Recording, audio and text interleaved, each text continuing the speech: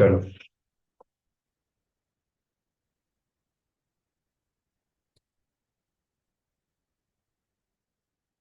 Sir वो देखना पड़ेगा इशू कहाँ पे है, लैपटॉप में है, कहाँ पे है, कैसे होगा, फॉर्मेट करना पड़ेगा। तो अभी तो पॉसिबल नहीं है एकदम से देखना।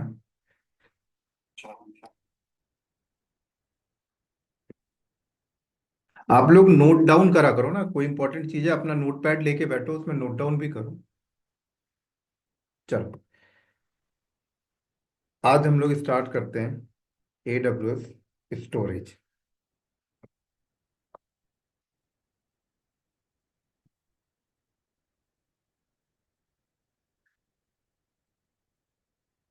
AWS आपको स्टोरेज में तीन टाइप की स्टोरेज सर्विसेज आपको प्रोवाइड करता है। फर्स्ट, आपको block storage.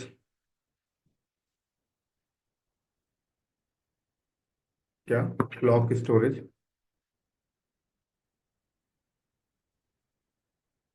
Second, file storage.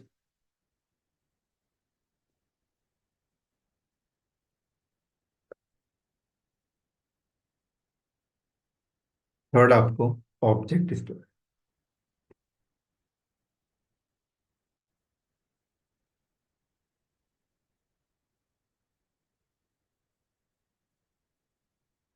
Object storage.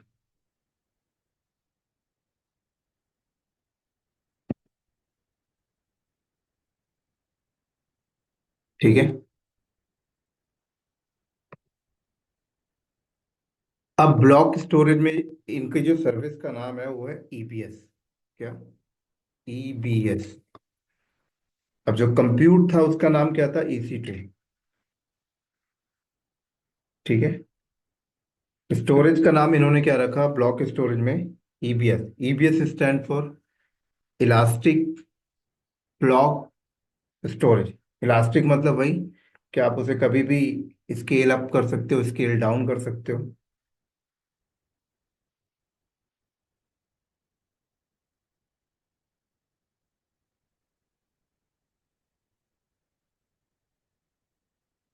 अब ब्लॉक स्टोरेज के अंदर भी इन्होंने क्या किया, नंबर ऑफ कैटेगरी आपको डिफाइन किया।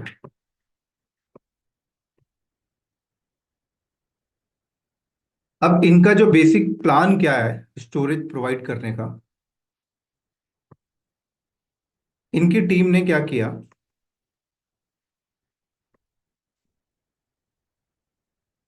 आप लोगों ने सैन स्टोरेज का नाम सुना होगा कभी? Storage area network.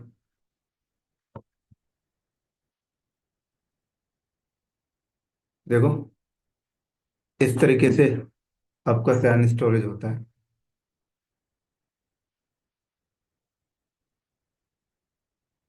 तो इनकी टीम ने क्या किया, इस तरीके से अपना सैन स्टोरेज परचेज किया। इसके अंदर उनकी नंबर ऑफ हार्ड ड्राइव लगी हुई है।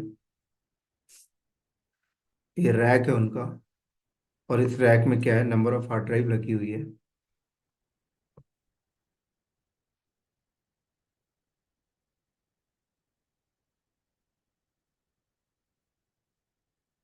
क्या लगी हुई है? नंबर ऑफ हार्ड ड्राइव लगी हुई है।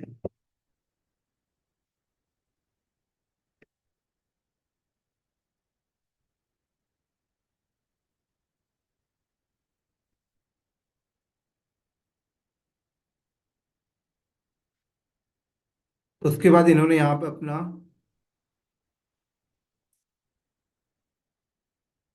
इनका नेटवर्क स्विच लगा हुआ है। ठीक है।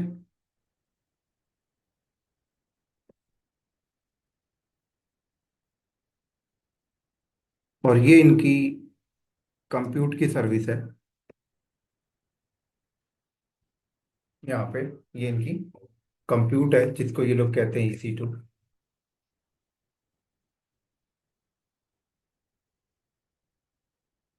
उसके बाद इन्होंने अपनी एक बैकएंड में फिजिकल मशीन रखी है। इसके ऊपर उन्होंने ऑपरेटिंग सिस्टम डाला है और नेटवर्क केबल के थ्रू इस स्टोरेज को उन्होंने एक्सेस किया है। अब एक्सेस करके स्टोरेज यहाँ से प्रोवाइड कर रहे हैं। तो अब इन्होंने बोला कि अगर किसी को पूरी की पूरी हार्ड ड्राइव चाहिए तो उन्होंने बोला कि आप ब्लॉक स्टोरेज ले लो। क्या ले लो? ब्लॉक स्टोरेज ले लो।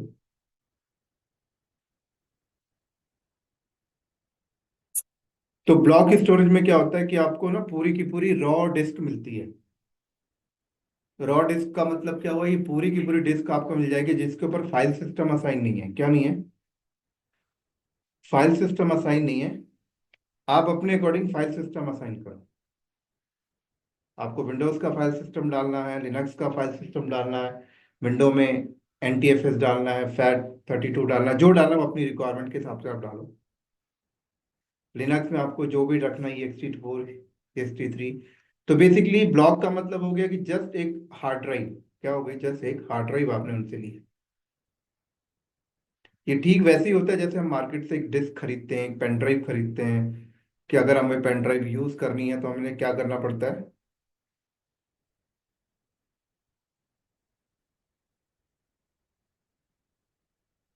हमें क्या करना पड़ता है? पहले उसे फॉर्मेट करना पड़ता है। तो जो हम लोग फॉर्मेट करते हैं वो क्या होता है? एक फाइल सिस्टम असाइन हो।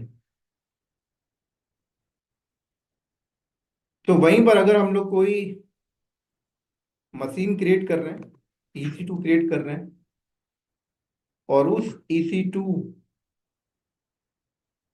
में हमने जो हार्ड ड्राइव ली है जिसमें हम अपनी इमेज डिप्लॉय करेंगे, वो इमेज कहाँ डिप्लॉय होगी? एक ब्लॉक स्टोरेज पर डिप्लॉय होगी।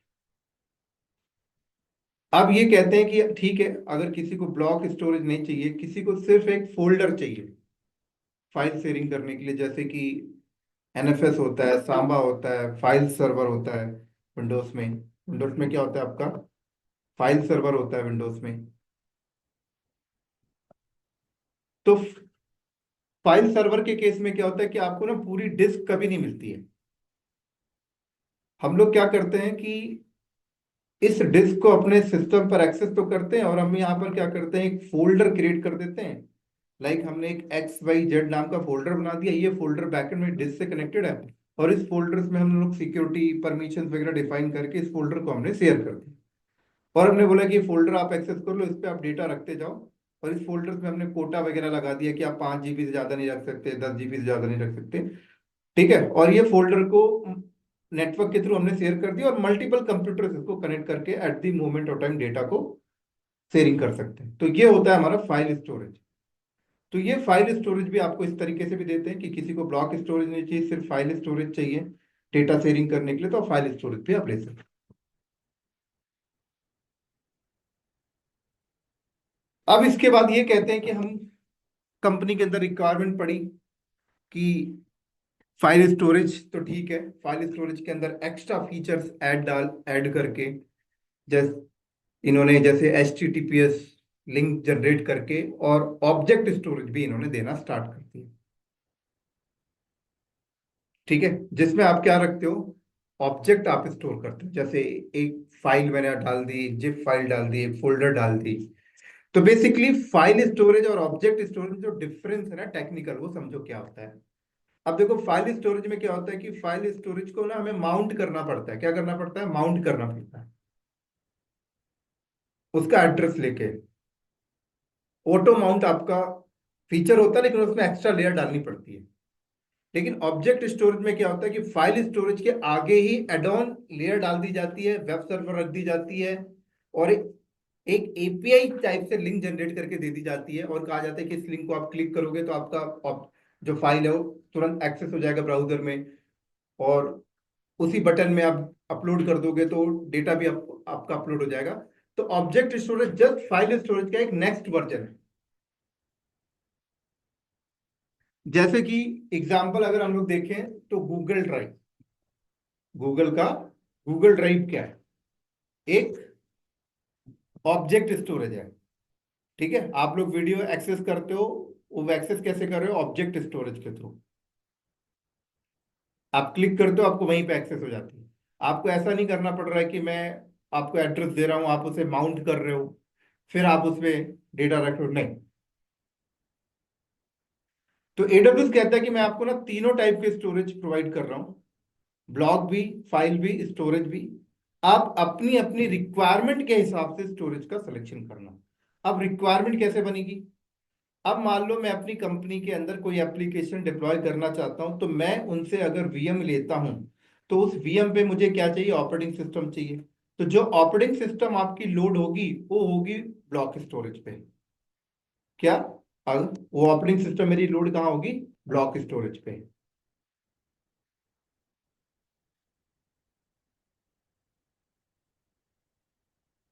समझ आ रही मेरी बात यहाँ पर? ऑपरेटिंग सिस्टम मेरी कहाँ लोड होगी? ब्लॉक पे। अब वहीं पर अगर मेरी रिक्वायरमेंट यहां पर ऐसी होती है, जैसे कि ऑपरेटिंग सिस्टम यहाँ पे लोड हो गया, मेरी एप्लीकेशन इसके अंदर लोड हो गई, एप्लीकेशन मेरी लोड हो गई। अब कल को ऐसा होता है कि मुझे ये एप्लीकेशन जब चलती है ना, तो कुछ डेटा जनरेट करती है, कुछ डेटा को जनरेट करती है, जैसे लॉग्स हो गया। तो मैंने बोला लॉग्स वगैरह स्टोर करने के लिए मैंने क्या किया? फाइल स्टोरेज ले लिया। क्या ले लिया? फाइल स्टोरेज ले लिया और उसको माउंट कर लिया, और मैंने बोला जो लॉग्स हैं वो फाइल स्टोरेज पे जाके स्टोर होंगे।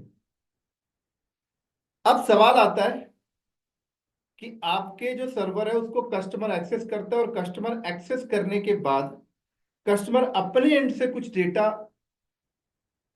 जनरेट करता है। जैसे मेरी मान लो कोई ऐसी वेबसाइट है जिसमें लोग जब साइन अप करते हैं तो अपना फिलअप करते हैं डॉक्यूमेंट वगैरह, उसके बाद वो अपने साइड से भी कुछ अपने डॉक्यूमेंट को स्कैन करके अपलोड करते हैं। जैसे आधार कार्ड अपलोड कर रहा है कोई, ठीक है, कोई अपनी पासपोर्ट अपलोड कर रहा है, कोई अपनी 30 मिनट्स की वीडियोस अपलोड कर रहा है। तो ये सारा डेटा कहाँ स्टोर करोगे आप? अगर ये डेटा आप अपने ब्लॉग पे स्टोर करोगे तो ब्लॉग तो बहुत जल्दी फुल हो जाएगा। फाइल पे करोगे तो फाइल पे कर तो सकते हो, बट इसका कॉस्ट बहुत ज्यादा आता है। तो ऐसे डेटा को स्टोर करने के लिए हम लोग ऑब्जेक्ट स्टोरेज का यूज करते हैं, क्योंकि ऑब्जेक्ट स्टोरेज बहुत ज्यादा सस्ता पड़ता है। सस्ता क्यों पड़ता है उसके पीछे बैकग्राउंड का रीजन होता है, जो मैं भी आपको बताऊंगा। तो कंपनी के अंदर सिनेरियो क्या बनता है? अब अगर हम लोग यूट्यूब की बात करें, ठीक है, यूट्यूब की अगर हम लोग बात करें तो यूट्यूब क्या कहता है? यूट्यूब कहता है कि मेरी यूट्यूब जो एप्लीकेशन चल रही हो वो कहाँ लोडेड है? ब्लॉग पे। ठीक है, मेरे इनसाइड का कोई लॉग्स वगैरह जनरेट होता है वो फाइल पे जाता है, लेकिन जब लोग वीडियोस अपलोड करते हैं वो लोग ऑब्जेक्ट पे रख रहे हैं, और कोई वीडियोस डाउनलोड करता है वो भी ऑब्जेक्ट से हो रहा है। तो हम लोग अब को रिलेट करो कि ऐसी कितनी वेबसाइट है, जब आप लॉगिन करते हो तो आप अपना पर्सनल जो डॉक्यूमेंट स्कैन कर करके अपलोड करते हो, वो सारी चीजें ऑब्जेक्ट स्टोरेज पे जा रही हैं। आप सोशल मीडिया के अंदर आप सोशल मीडिया के अंदर इंस्टाग्राम के अंदर जब लोग रील बना बना के अपलोड करते हैं, वो कहाँ जा रही है? ऑब्जेक्ट स्टोरेज के अंदर। फेसबुक में जब आप अपने फोटोज अपलोड करते हो वो कहाँ जा रही है? ऑब्जेक्ट स्टोरेज के अंदर। लिंक्डइन में जब आप अपना कोई पोस्ट करते हो फोटो वगैरह, वो कहाँ जा रहा है? ऑब्जेक्ट स्टोरेज के अंदर। तो ये क्या बोल रहे हैं AWS वाले कि हम तीनों टाइप के स्टोरेज को आपको प्रोवाइड करें।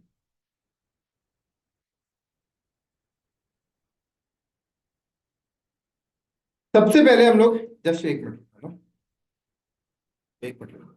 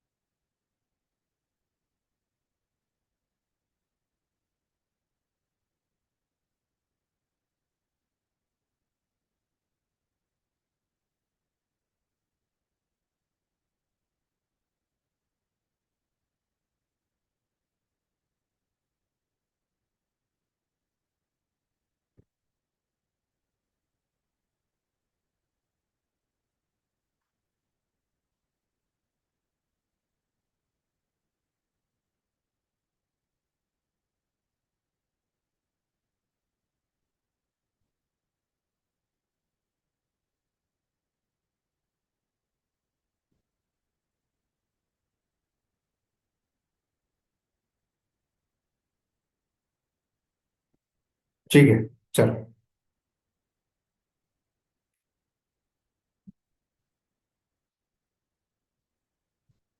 तो अभी एडब्ल्यूएस क्या बोलता है कि ब्लॉक स्टोरेज के अंदर मैं आपको जो प्रोवाइड कर रहा हूँ उसका म्यूट करो सब लोग, क्या नाम है उसका? ईबीएस। क्या नाम है? ईबीएस। ईबीएस स्टैंड फॉर क्या हुआ? Elastic block storage. क्या नाम है? EBS stand for elastic block storage. अब ईबीएस को को रिलेट करो फिजिकल हार्ड ड्राइव के साथ। अब जब हम लोग मार्केट में जाते हैं, दुकान में, तो हम लोग बोलते हैं भैया हार्ड ड्राइव दे दो, तो आपसे पूछता है टाटा दे दूं, पाटा दे दूं, स्कैजी दे दूं, क्या स्पीड की दे दूं, कितनी कॉन्फ़िगरेशन की दे दूं, सब पूछता है आपसे। तो यहां पर भी एडब्ल्यूएस कहता है कि आप जब स्टोरेज लेने आओगे तो यहां पर भी मेरे पास नंबर ऑफ कैटेगरी है, लेकिन मेरे यहां पर कैटेगरी के जो नाम है वो डिफरेंट है, उनकी कॉन्फ़िगरेशन डिफरेंट है। आपको लर्न करना पड़ेगा कौन कौन सी कैटेगरी है, किस किस कैटेगरी की क्या क्या कॉन्फ़िगरेशन है। जब आप इन्हें लर्न करोगे तभी आपको पता लगेगा कि मुझे कौन सी कैटेगरी यूज करनी है जिसमें मेरी कॉन्फ़िगरेशन मैच हो जाए। तो वन बाय वन करके हम लोग इनकी कॉन्फ़िगरेशन को समझते हैं। सबसे पहली कैटेगरी ये लोग कहते हैं कि मैं, आप मेरे पास एक हार्ड ड्राइव है जिसका नाम है GP2। क्या है? GP2। दूसरी कैटेगरी है जो इनका नाम है, क्या कहते हैं? GP3। ऐसी नेक्स्ट कैटेगरी, थर्ड नंबर की कैटेगरी है IO1। फिर उसके बाद जो नेक्स्ट कैटेगरी है वो है IO2। फिर नेक्स्ट कैटेगरी जो है वो है SC1। फिर नेक्स्ट कैटेगरी जो है वो है ST1।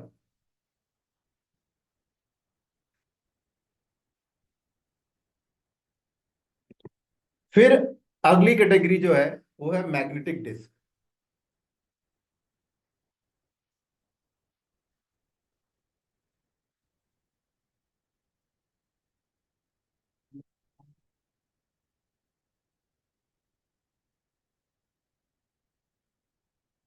क्या है? GP2, GP3, IO1, IO2, SC1, ST1। अब AWS कहता है अगर आप GP2, GP3, IO1, IO2 लेते हो तो मैं आपको इस चीज की गारंटी दिलाता हूं कि बैकएंड हार्ड ड्राइव जो मैं आपके लिए यूज कर रहा हूं वो है स्कैजी। क्या है? स्कैजी। बहुत ध्यान से सुनना इस लाइन को। इन चारों में कोई भी कैटेगरी अगर आप लेते हो तो एडब्ल्यूएस कहता है कि मैं आपके लिए बैकएंड में जो डिस्क ना, जो मैं मार्केट से खरीद कर लगा रहा हूं पीछे, वो हार्ड ड्राइव स्कैजी है। और अगर आप ये लेते हो तो हार्ड ड्राइव स्कैजी नहीं है, HDD है। और हम सभी को पता है कि स्कैजी की स्पीड अच्छी होती है। तो अगर हम लोग बात करें कि इन इन चारों में अब क्या डिफरेंस हो गया, चारों के पीछे क्या है? स्कैजी है, बट इनमें क्या डिफरेंस है? तो इनमें डिफरेंस अब देखते हैं स्पीड को लेकर है। क्या है? स्पीड को लेकर। अब किसी भी हार्ड ड्राइव की, चाहे वो मार्केट से आप खरीद रहे हो चाहे आप क्लाउड प्रोवाइडर से ले रहे हो, देखो हार्ड ड्राइव है, मार्केट से खरीदो चाहे क्लाउड प्रोवाइडर से लो, पीछे वही हार्ड ड्राइव है। बस क्लाउड प्रोवाइडर में ये होता है कि वो हार्ड ड्राइव आपको नेटवर्क के थ्रू प्रोवाइड किया जा रहा है, वर्चुअली दिया जा रहा है, बट बैकएंड में डिस्क ही लगी हुई है।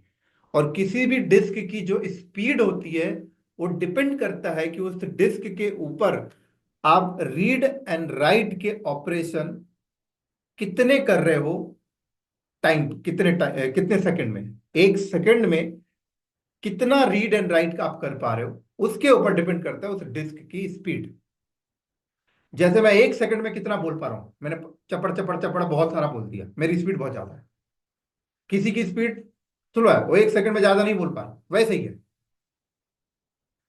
तो एक डिस्क की स्पीड, एक हार्ड ड्राइव की स्पीड स्पीड जो है वो डिपेंड करती है कि उस हार्ड ड्राइव के ऊपर आप 1 सेकंड में या 1 मिनट में या 1 घंटे में कितना रीड एंड राइट का ऑपरेशन आप कर रहे हो, जिसको हम टेक्निकली बोलते हैं आईओपीएस।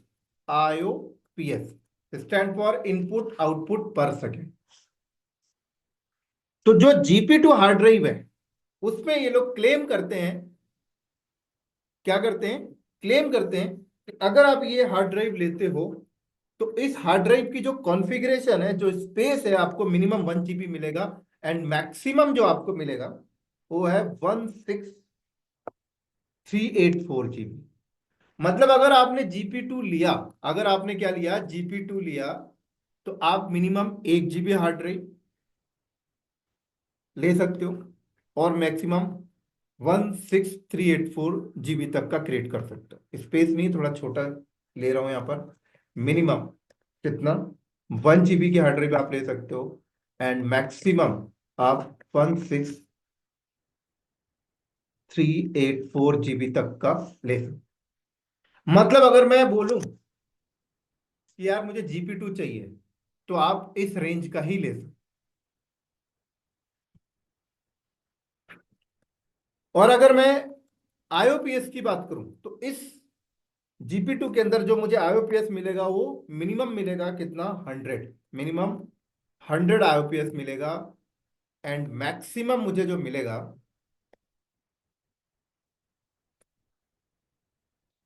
क्या, मैक्सिमम जो आईओपीएस मुझे मिलेगा वो मिलेगा 16,000 आईओपीएस। इसका मतलब क्या है कि जीपी2 हार्ड ड्राइव अगर मैंने ले ली, अगर मैं जीपी2 हार्ड ड्राइव ले लिया, तो मुझे जो आईओपीएस की लिमिट है वो मिनिमम 100 है और मैक्सिमम 16,000 है। मैक्सिमम कितना है, 16,000। इसका मतलब, एक मिनट एक, रुको रुको रुको रुको रुको रुको, वेट करो। 16,000 का मतलब क्या है, मतलब जीपी2 हार्ड ड्राइव के ऊपर आप 1 सेकंड में, 1 सेकंड में 16,000 बार रीड एंड राइट के ऑपरेशन कर सकते। क्या, रीड एंड राइट के ऑपरेशन कर सकते। अब ये जो रीड 16,000 जो है वो भी डिपेंड करता है साइज के ऊपर, आपका साइज क्या है। तो अगर मैं आपको जरा यहां चलूं और आपको वॉल्यूम में जाना है तो आप यहां लिखो वॉल्यूम, ठीक है, या आप यहां पे लिखो क्या, ईबीएस। तो यहां आ जाओ, ये भी EC2 का पार्ट है। EC2 पे आ गए हम लोग। नीचे आ जाओ यहां पे जरा, ये रहा वॉल्यूम। वॉल्यूम में क्लिक किया मैंने, क्रिएट वॉल्यूम में किया मैं। तो अब यहां पे देखो वॉल्यूम टाइप, अगर मैं जीपी2 लिया, क्या बोल रहा है कि minimum 1 GB and maximum 16,384 GB तक का आप क्रिएट कर सकते हो।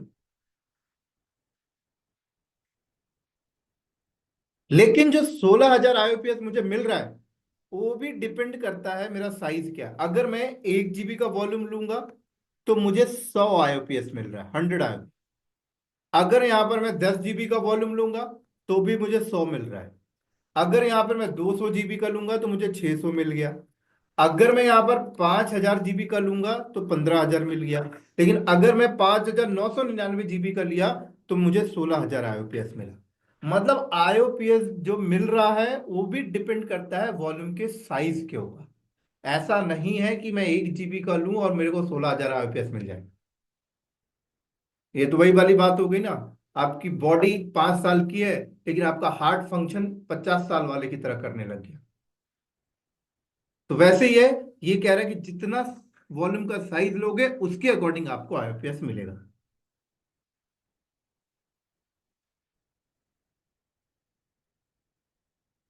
अब यहां पर देखो, वेट करो, इस सेंटेंस मेरे को खत्म होने दो फिर क्वेश्चन लेके आना। वेट करो थोड़ा। अब यहां पर देखो क्या है कि वॉल्यूम का जो साइज है वो आप कहां तक जा सकते हो, 16,384। अगर मैंने 10,000 GB का वॉल्यूम लिया तो भी मुझे 16,000 मिल रहा है। अगर यहां पर मैं 12,000 GB का लिया तो भी मुझे इतना मिल रहा है। और अगर मैं यहाँ पे फुल साइज का ले लिया, जितनी इसकी कैपेसिटी है जीपी, तो भी मुझे उतना मिल रहा है। तो एडब्ल्यूएस कहता है कि जीपी टू अगर आप लेते हो, राइट, तो इन्होंने कैलकुलेशन किस टाइप से किया आईओपीएस देने का। इनका कैलकुलेशन ये है कि अगर आप 1 GB लोगे तो आपको मिनिमम 100 दे रहे हैं। अगर आप 5 GB लोगे तो भी मिनिमम 100 दे रहे हैं। अगर आप 10 GB लोगे तो भी मिनिमम 100 दे रहे हैं। अगर आप 20 GB लोगे तो भी मिनिमम 100 दे रहे हैं, ये मिनिमम में देखना। अगर आप 30 GB लोगे तो भी आपको मिनिमम 100 दे रहे हैं। अगर आप 31 GB लोगे तो भी आपको मिनिमम 100 दे रहे हैं। अगर आप 32 GB लोगे तो भी 100 है। और अगर आप 33 GB लोगे तो भी 100 है। लेकिन जैसे ही 33 के बाद 34 करता हूं तो मुझे 2 आईओपीएस अब जाकर मिला। और 34 के बाद जैसे ही मैं 35 करता हूं तो अब मुझे 3 एक्स्ट्रा मिला। अब मैं 36 करता हूं तो फिर 3 एक्स्ट्रा मिला। अब मैं 37 करता हूं फिर 3 एक्स्ट्रा मिला। अब मैं 38 करता हूं तो फिर 3 एक्स्ट्रा मिला। अब मैं 39 करता हूं तो फिर 3 एक्स्ट्रा मिला। मतलब एडब्ल्यूएस कहता है कि जीपी टू के अंदर अगर आप 33 GB तक होते हो तो आपको 100 आईपीएस मिलेगा। लेकिन 33 के बाद जैसे ही आप 1 GB बढ़ाते हो तो 2 GB 2 आईपीएस आपको दूंगा। और उसके बाद जैसे ही आप एक एक जीबी बढ़ाते हो तो पर जीबी पे 3 आईपीएस दूंगा। ये है इनकी कैलकुलेशन, पर जीबी पे 3 आईपीएस। तो हर जी पर जीबी पे 3 आईपीएस। तो जैसे ही मैं 200 GB पहुंचा तो उसने मुझे 600 दे दिया। अब जैसे ही मैं 5,999 पहुंचा तो मेरी लिमिट फुल हो गई। आपको मिल गया पूरा आईओपीएस, उसकी जो लिमिट है उतना आईओपीएस आपको मिल गया। अब उसके ऊपर अगर और ज्यादा चाहिए आपको तो नहीं मिलेगा। समझ आई। अब यहां पर देखो एक पॉइंट और है। यहां पर क्या एक पॉइंट और है। पॉइंट नंबर 1, आप यहां पर 1 कर रहे हो 100 आईपीएस। मैंने यहां पर 33 किया 100 आईपीएस, बट स्लैश 3000। ये क्या है? 900/3000 क्या है? 3000। 500 किया 1500/3000। 900 करूंगा, लेकिन जैसे ही मैंने 1000 GB का क्रिएट किया, अब जैसे ही यहां पर देखो एक चीज क्या है कि आप जैसे साइज बढ़ा रहे हो 600/3000, लेकिन ये वाली जो लिमिट है ये जैसी 3,000 पहुंचती है तो ये हट जाता है। अब ये क्या है? ये है आपकी ब्रस्ट वैल्यू। अब इसका मतलब क्या है? इसका मतलब समझाता हूं, देखो क्या है ब्रस्ट वैल्यू का मतलब क्या है। एडब्ल्यूएस कहता है एडब्ल्यूएस कहता है कि आपने क्या किया, आपने जीपी टू वॉल्यूम लिया, ठीक है, आपको 500 आईओपीएस मिला। अब आईओपीएस क्या है? इनपुट आउटपुट पर सेकेंड। इनपुट आउटपुट पर सेकेंड। अब मान लो मैंने 500 GB की डिस्क ले ली, लेकिन अगर मैं डिस्क के ऊपर ऑपरेशन नहीं कर रहा हूं तो जो आईओपीएस मुझे मिला वो यूटिलाइज नहीं हो रहा। मैं रीड राइट ही नहीं कर रहा तो यूटिलाइज कहां से हो रहा? तो मान लो आपको 500 आईओपीएस अगर आपको मिला है और आप यूटिलाइज ओनली 300 कर रहे हो, तो आपने वॉल्यूम क्रिएट किया और आपने 1 घंटा 300 आईओपीएस यूज किया, आपके 200 आईओपीएस आपके बच गए। ऐसे ही अगले घंटे आपने 200 आईओपीएस यूज किया और इस बार आपके 300 आईओपीएस आपके बच गए, लेकिन पेमेंट आपके 500 आईओपीएस के जाएंगे। अगले घंटे आप 100 आईपीएस यूज करते हो, पता लगता है 400 आईपीएस आपके बच गए। और अगले घंटे आपने लैपटॉप सिस्टम को स्टॉप कर दिया, वीएम को स्टॉप कर दिया, और स्टॉप कर दिया तो 0 आईपीएस आपके यूज हो रहे हैं और 500 बच रहे हैं। तो ये जो आईओपीएस आपके जो बच रहे हैं, जो बचे हैं इतने, ये आपको इमरजेंसी केस पे एज अ क्रेडिट के तौर पे मिलेगा। इमरजेंसी तौर पे, इमरजेंसी मतलब क्या, आपकी लिमिट 500 आईओपीएस की है, लेकिन एकदम से ट्रैफिक आ गया। जब एकदम से ट्रैफिक आया तो हार्ड डिस्क की जो लिमिट है आईओपीएस की 500 है, लेकिन उसकी रिक्वायरमेंट 700 की हो गई, उसकी रिक्वायरमेंट 250 की हो गई, उसकी रिक्वायरमेंट 500 की हो गई।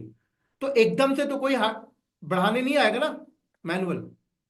तो अब एडब्ल्यूएस कहता है कि जो आपके बच रहे थे ना, वो मैं आपको क्रेडिट के रूप में दे दूंगा। लेकिन जो क्रेडिट के रूप में आपको मिलेगा ना, उसकी लिमिट 3000 है। तो उस 3000 को ये लोग कहते हैं ब्रस्टेबल वैल्यू। क्या है? 3000 है। अब ये एडब्ल्यूएस कहता है कि अगर आपकी अपनी आईओपीएस जो आपने ली है, अगर उसकी लिमिट 3000 हो जाती है, तो फिर बाद में आपको ब्रस्टेबल मिलना बंद हो जाता है। तो ये वही यहां पर देखो है, जब हम लोग 3000 तक यहां इसको लेके पहुंचते थे, तो ये यहां से मिलना बंद हो जाता है। समझ आई? तो हमने क्या किया, अभी फिलहाल हमने क्या किया, 100 GB का वॉल्यूम क्रिएट किया। हमें ये टेक्निकल समझ आ गया। अब ये कह रहा है कि जो डिस्क वॉल्यूम आप क्रिएट करोगे, उसको बताना पड़ेगा कौन से जोन में बनाना है। क्यों भाई, ऐसा क्यों? इसके पीछे टेक्निकल रीजन, इसके पीछे टेक्निकल रीजन ये है। अगर मैं न्यू टैब ओपन करूं,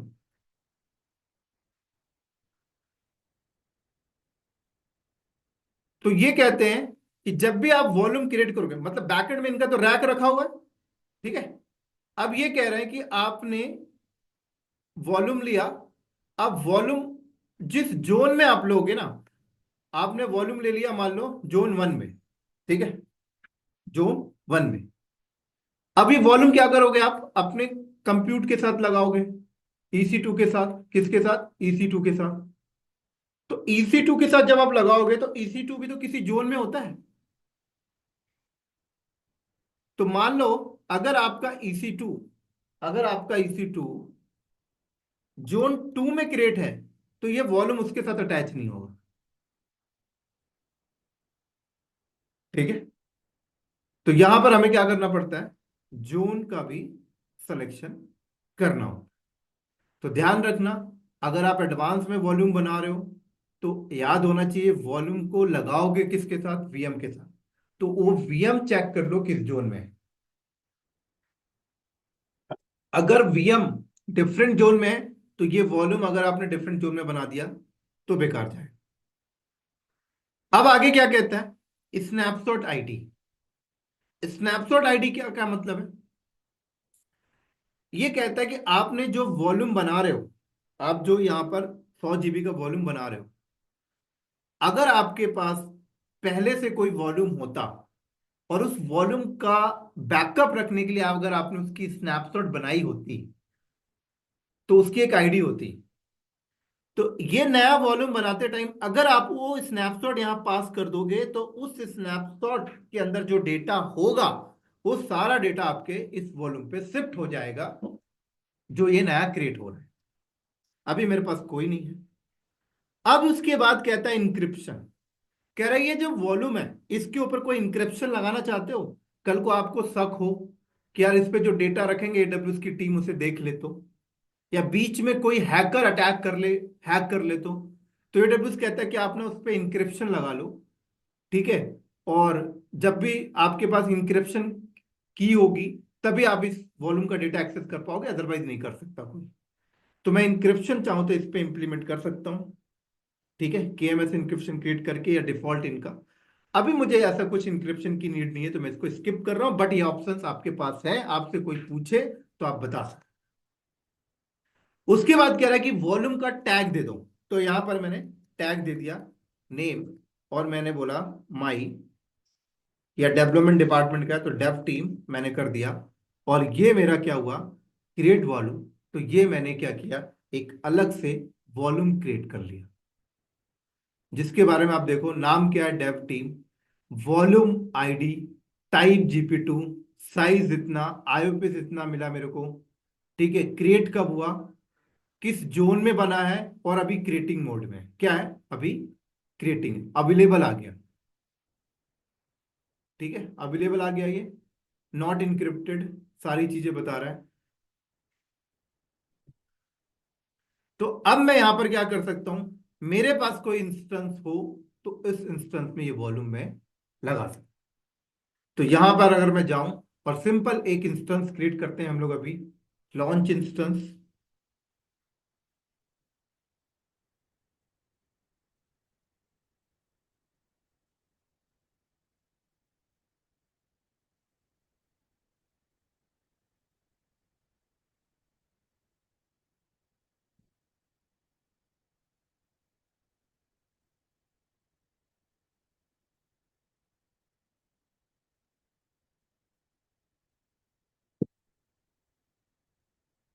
तो ये वॉल्यूम का सेक्शन है।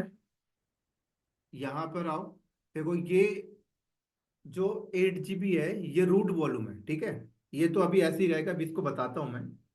लेकिन ऐड न्यू वॉल्यूम पे अगर मैं आऊं, तो यहां से भी न्यू वॉल्यूम कर सकते हूं, लेकिन अभी मैं ऐड नहीं कर रहा। अभी मैं अपना इसका जोन चेक कर लेता हूं।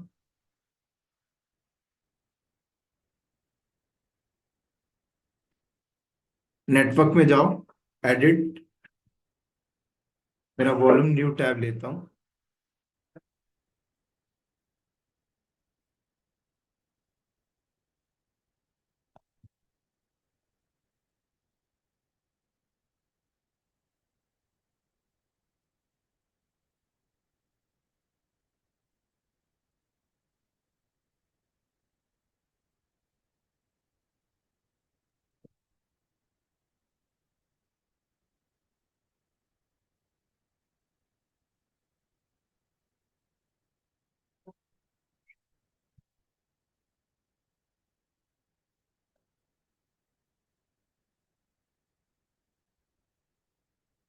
यूएस ईस्ट 1 है।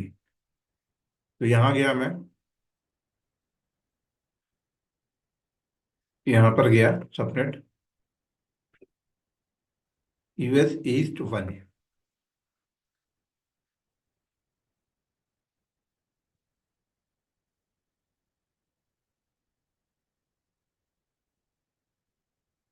इसको भी मैं ऐसे ही लॉन्च करता हूँ।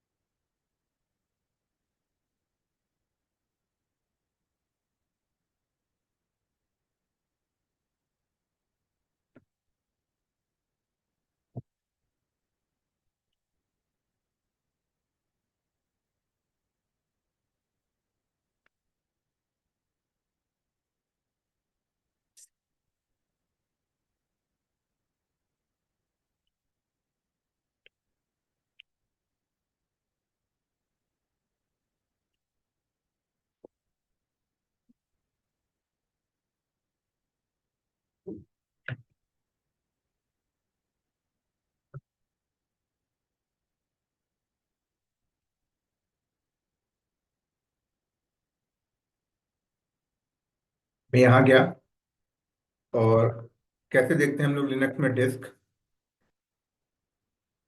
एफ डिस्क -L कमांड आप मारो, इससे आपको डिस्क की लिस्ट दिख जाएगी।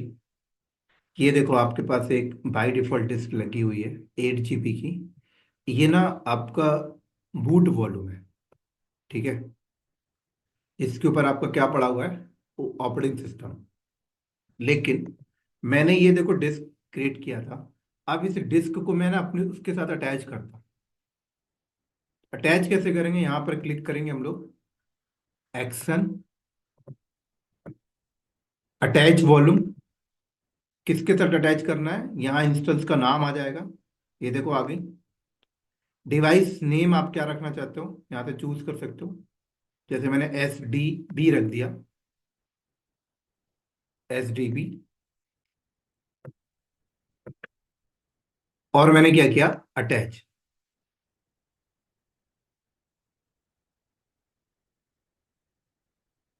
इन यूज में आ गया। अब मैं यहां पर जाऊं, और अब मैं यहां पर क्या करूं, fdisk-L करता हूं। तो देखो मेरे को दूसरी डिस्क दिख गई 100 GB की। क्या दिख गई, 100 GB की मेरे को दूसरी डिस्क दिख गई, लेकिन ये डिस्क फॉर्मेटेड नहीं है। कैसे पता चलता है लिनक्स में कि कोई डिस्क फॉर्मेट है या नहीं है, तो फाइल सिस्टम है या नहीं है? आप एक कमांड मारो BLK-ID। ठीक है, क्या मारा हमने? BLK-ID। तो BLK-ID क्या करता है? BLK-ID ऐसी डिस्क और पार्टीशन को आपके सामने डिस्प्ले करेगा जिसमें फाइल सिस्टम असाइन हो। तो आपकी डिस्क नहीं आ रही यहां पर, इस पे फाइल सिस्टम असाइन ही नहीं है, देखो कहीं पे भी नहीं है। हमारी डिस्क क्या है? fdisk-f, ये रही हमारी डिस्क।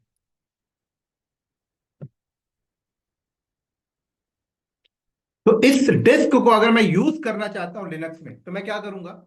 मैं पहले से फॉर्मेट करूंगा। फॉर्मेट की कमांड क्या होती है लिनक्स में? MKFS, नोट डाउन करते जाना अपने नोटपैड में अगर है आपके पास तो। .ext4, जो भी फाइल सिस्टम आपको यूज करना है, एंड डिस्क का नाम। तो डिस्क मेरी क्या है? Dev XVDA VDB। क्या? ये हो गई मेरी फॉर्मेट। क्या हो रही? फॉर्मेट हो रही, इस पे फाइल सिस्टम असाइन कर रहा हूं मैं। ये वैसे ही फॉर्मेट जैसे आप पेन ड्राइव खरीद के लाते हो, राइट क्लिक करके फॉर्मेट करते हो विंडो में, लिनक्स में ऐसे करते हो। अब मैं यहां पर BLK-ID कमांड अगर रन करता हूं, राइट, तो देखो लिस्ट में आ गई, जो नहीं आ रही थी कल तक, और बता भी रहा है फाइल सिस्टम कौन सा, ext4। लेकिन अभी मैं इस डिस्क पे डेटा नहीं रख सकता। क्या नहीं रख सकता? डेटा नहीं रख सकता। क्यों नहीं रख सकता? क्योंकि मुझे ना इसे माउंट करना पड़ेगा। क्या करना पड़ेगा? माउंट करना पड़ेगा।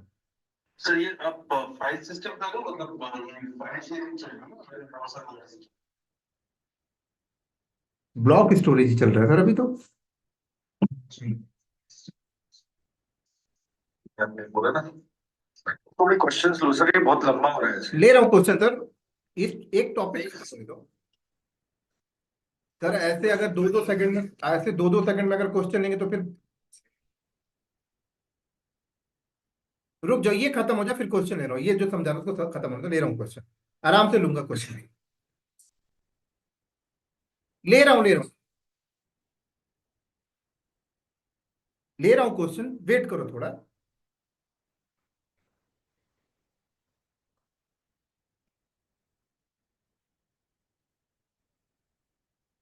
ठीक है, तो इस पे हम लोग अभी डेटा नहीं रख सकते लिनक्स में। अब डेटा रखने के लिए मुझे ना इसको किसी फोल्डर के साथ माउंट करना पड़ेगा। तो मैंने एक फोल्डर बनाया MKDIR। मैंने क्या किया?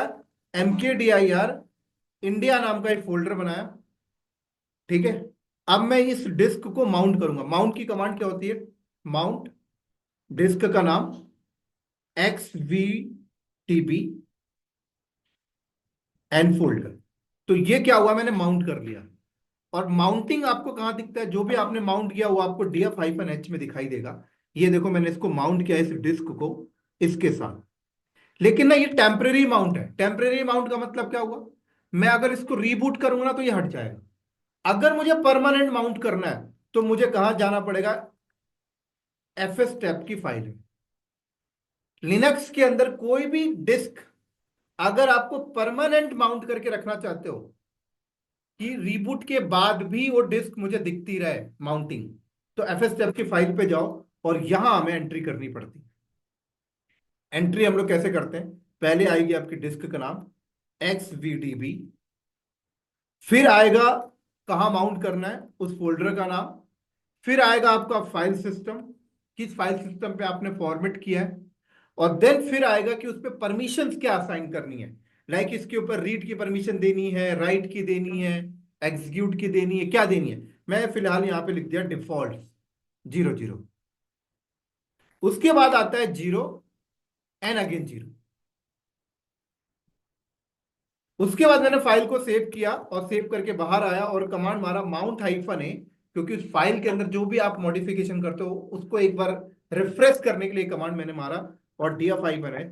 तो ये देखो, अब मैं इस फोल्डर के अंदर जाकर जो भी डेटा रखूंगा वो सारा डेटा AWS के स्टोरेज पे जाएगा। जैसे मैंने यहां पर कुछ फाइलें क्रिएट कर दी, ये सारा डेटा कहाँ स्टोर होगा?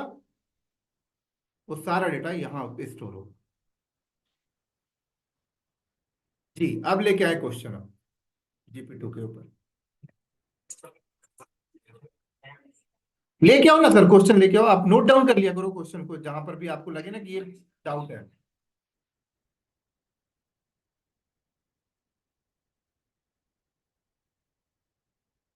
ठीक है, चलो मैं 15 मिनट में लिया करूंगा क्वेश्चन, लेकिन 15 मिनट से पहले मत लेके आना फिर। ठीक है, अभी पूछो इसमें क्या डाउट है।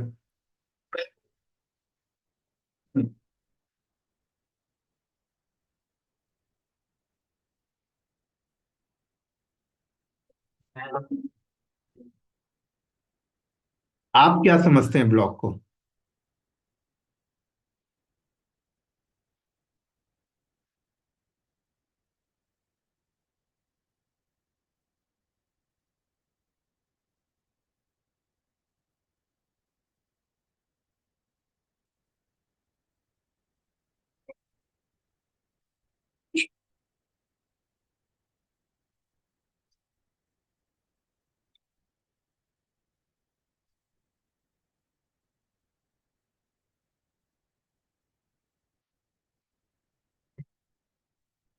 देखो, आपने क्या किया, गुड़गांव में एक जमीन आपने खरीद ली। ठीक है, जमीन आपका है 100 गज का। 100 गज की आपने जमीन खरीदी। अब आप जमीन में घर बनाओगे, तो कैसे बनाओगे आप? क्या आप ऐसा करोगे, यहाँ से एक दीवार खड़ी कर दी, यहाँ से एक दीवार खड़ी कर दी, यहाँ से एक दीवार खड़ी कर दी, यहाँ से एक दीवार खड़ी कर दी, यहाँ से एक दीवार खड़ी कर दी, ठीक है, और ये गेट बना दिया, बन गया आपका 100 गज का घर। अब आप भी यहीं रह रहे हो, फैमिली भी यहीं रह रही है, मेहमान भी यहीं है, सब यहीं है।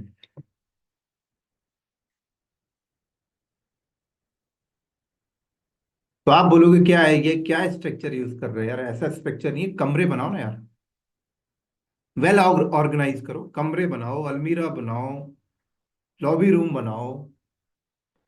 तो ऐसी हार्ड ड्राइव में होता है कि आप हार्ड ड्राइव मार्केट से 500 GB का खरीद के लाओ, आप डेटा कैसे रखोगे? डेटा को हार्ड ड्राइव के अंदर, डेटा को रखने का स्ट्रक्चर सेट किया जाता है कि डेटा रहेगा कैसे। जैसे हम लोग अपने घर पे जाते हैं ना, तो स्ट्रक्चर बनाते हैं, यार मेरा कमरा ये है, मम्मी पापा का ये है, भाई बहन का ये है, गेस्ट का रूम ये है, लॉबी रूम ये है, किचन ये है, बाथरूम ये, स्ट्रक्चर बना दिया आपने। तो ऐसे ही हार्ड ड्राइव के अंदर स्ट्रक्चर बनता है। क्या बनता है? स्ट्रक्चर। स्ट्रक्चर कैसे बनता है? रॉ एंड कॉलम बनते हैं। क्या बनते हैं? Raw and column.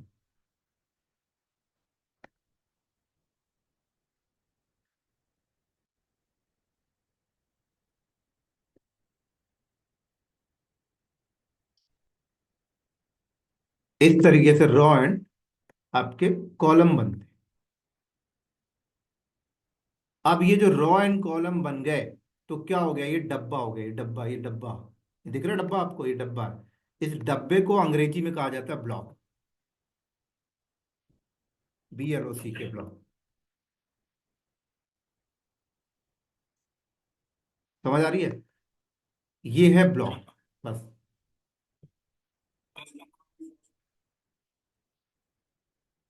हाँ, रेफरेंस नंबर सब कुछ होता है बैकएंड में हार्ड डिस्क के। भाई एक ब्लॉक, ब्लॉक का साइज भी होगा, आप 4 MB आपका बाई डिफॉल्ट होता है, बाकी आपके ऊपर डिपेंड करता है कि आप क्या रखना चाहते हैं।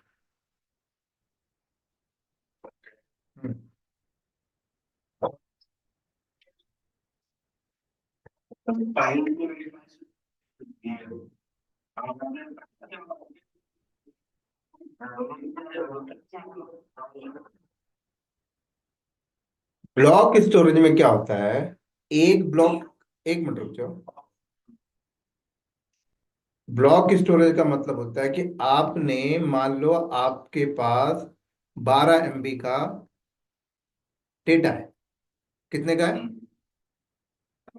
और 12 MB का जब डेटा आप स्टोर करोगे, तो 4 MB डेटा यहाँ आएगा, 4 MB यहाँ आएगा, 4 MB यहाँ आएगा। ठीक है, 3 ब्लॉक उसने ले लिया। अब ये 12 MB का जब डेटा यहाँ स्टोर होगा ना, तो सीरियल में नहीं होगा कि 12 4 इधर हो जाएगा फिर 4 इधर, नहीं। वो ऑटोमेटिक लॉजिकली डिवाइड करेगा 12 को 4 4 के साथ, देखेगा कि हार्ड डिस्क में ब्लॉक कितने कितने साइज के हैं, और पैरेलल डेटा को यहाँ रख देगा एक साथ। डिवाइड किया, 4 इधर 4 इधर 4 इधर 4 इधर, और जब आप उसे रीड करोगे तो पैरेलल उठ के जाएगा और आपको सिंगल फॉर्म में रीड कराएगा। तो आपका जो डेटा है, उस डेटा की डायरेक्ट कनेक्टिविटी हार्ड डिस्क के ब्लॉक के साथ बनी है।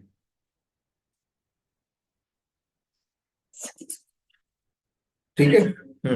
बस यही है ब्लॉक, और कुछ नहीं है सर।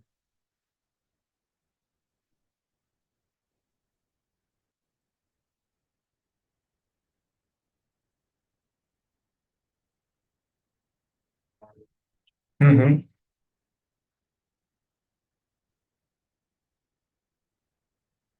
हमेशा ऑब्जेक्ट स्टोरेज लिंक पे काम करेगा, उसका ब्लॉक के साथ कोई कनेक्टिविटी नहीं रहेगी। ठीक है, उसका ब्लॉक के साथ कोई कनेक्टिविटी नहीं रहेगी, वो हमेशा लिंक के साथ ही चलेगा। अल्टीमेटली जाएगा तो वो स्टोर होना, लेकिन उसका कनेक्शन कभी, यूजर का कनेक्शन कभी उस ब्लॉक के साथ नहीं बनेगा। वो आपने थर्ड लेयर लगा रखी है, आपने यहाँ पे वेब सर्वर लगा रखी है। ठीक है ना, यूजर का कनेक्शन सिर्फ वेब सर्वर के साथ बन रहा है, बाकी बैकएंड का कनेक्शन यहाँ बन रहा है। तो यूजर का कनेक्शन वेब सर्वर के साथ बन रहा है, उसका ब्लॉक के साथ नहीं बन रहा, तो इसलिए उसको ऑब्जेक्ट स्टोरेज कहते हैं। बट यहाँ डेटा का कनेक्शन डायरेक्ट ब्लॉक के साथ है।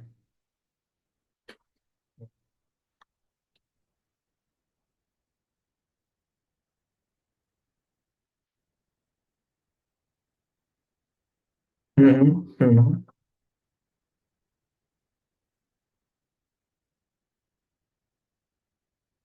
हाँ, इनपुट आउटपुट कर सकते हैं।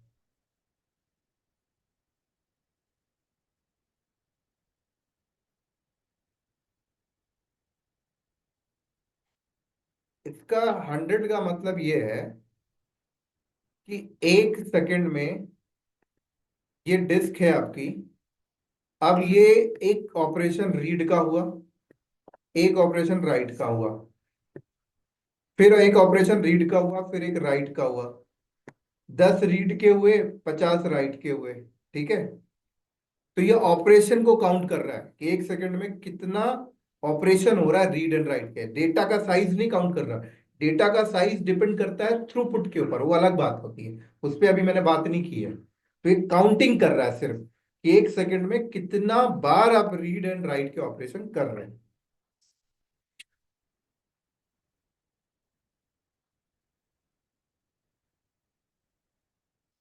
लेकिन अमाउंट तो मैंने बताया ही नहीं ना, अभी मैंने आपको क्या बोल रहा हूँ, ये अमाउंट नहीं है। आपने पूछा आईपीएस का क्या मतलब है, तो मैंने मतलब बताया कि काउंटिंग कर रही है अमाउंट को। यहाँ पर अमाउंट डिसाइड नहीं हो रहा, अमाउंट डिसाइड आगे जाके हो कि कितना अमाउंट कर रहा है वो, कितना नहीं कर रहा है।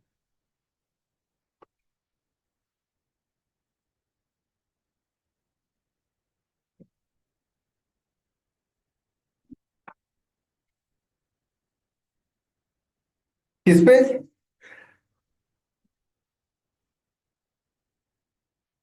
हम्म।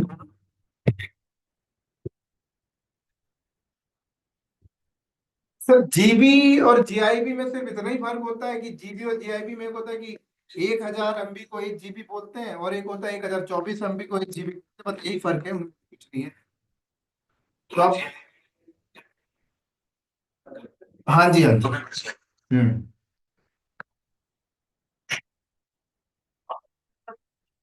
क्रिएट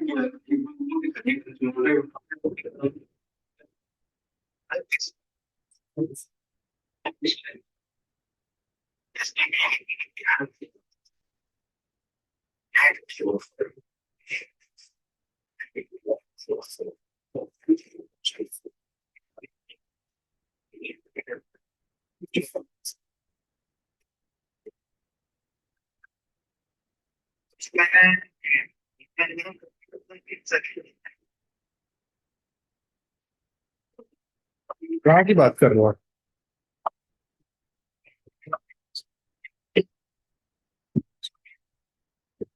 ये नाम है डेव हाइफन टी।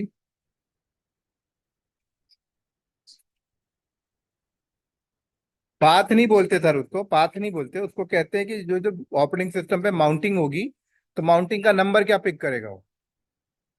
तो आप कभी भी लिनक्स मशीन में कोई हार्ड ड्राइव लगाते हो तो पहली हार्ड ड्राइव का नाम होता है एक्स वी, आपका XVDA, ठीक है। दूसरी हार्ड ड्राइव होती है XVDB, तीसरी होती है XVDC, फिर डी, ऐसे अल्फाबेटिक बढ़ता जाता है।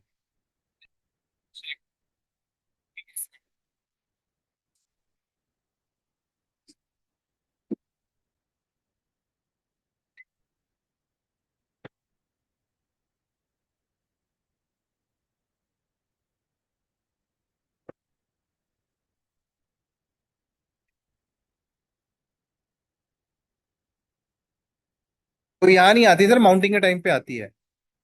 यहाँ नहीं आती, यहाँ कहीं नहीं आती, देखो। वो जब आप माउंट करते हो ना, मैं समझिए आप किसकी बात कर रहे हो, जब माउंटिंग करते हो तब आता है। तो जब आप यहाँ जाके माउंटिंग करते हो ना ऐसे, ये अटैच वॉल्यूम, तब आता है आपका ये, यहाँ आती है। ये इंस्टेंस बोल रहा है ना कि कौन से इंस्टेंस में माउंट करना है, ये यहाँ आती है, देख। जी बिल्कुल, VM। हाँ, हाँ यहाँ आती है वो चीज, देखो।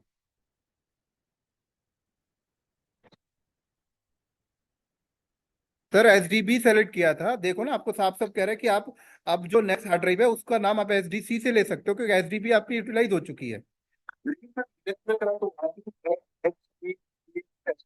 कहाँ पे?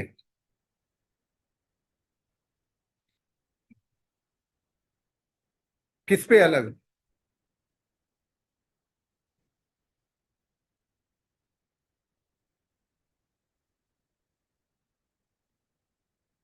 इसकी बात कर रहे हो?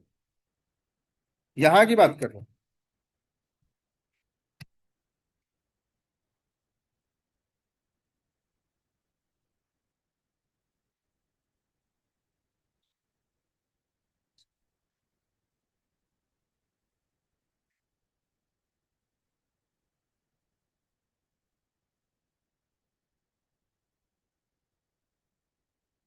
ये बोल रहे हो SDB नहीं आ रहा? सर वी का मतलब हो गया वर्चुअल, ठीक है।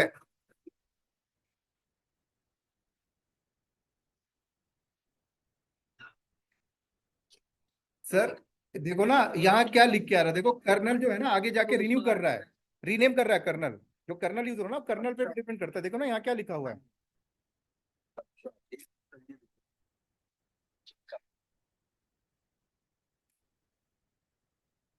हाँ, कर्नल अपने को, क्योंकि क्योंकि क्या करना ना, कर्नल आपको ऑन द फ्लाई डिटेक्ट करा के दे रहा है ना वो,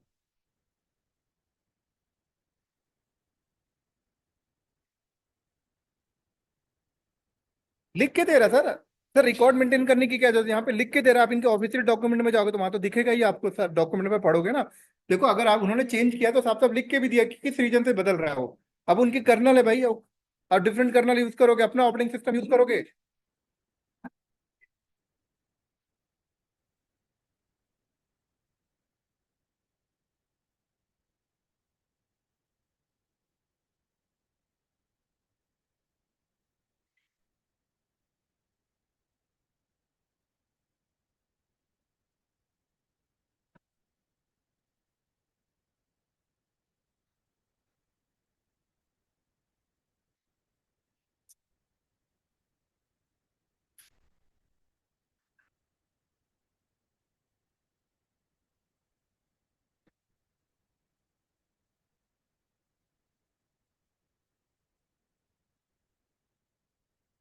अरे तरुण सर, बात को समझो। लिनक्स के अंदर कर्नल होता है, कर्नल। कर्नल आप समझ रहे हो, कर्नल में किसको कह रहा हूं? नहीं नहीं, आप पहले बताओ, आप कर्नल समझ पा रहे हो कर्नल क्या होता है, फिर मैं आपको समझा पाऊंगा कर्नल के पीछे का कहानी है ना ये।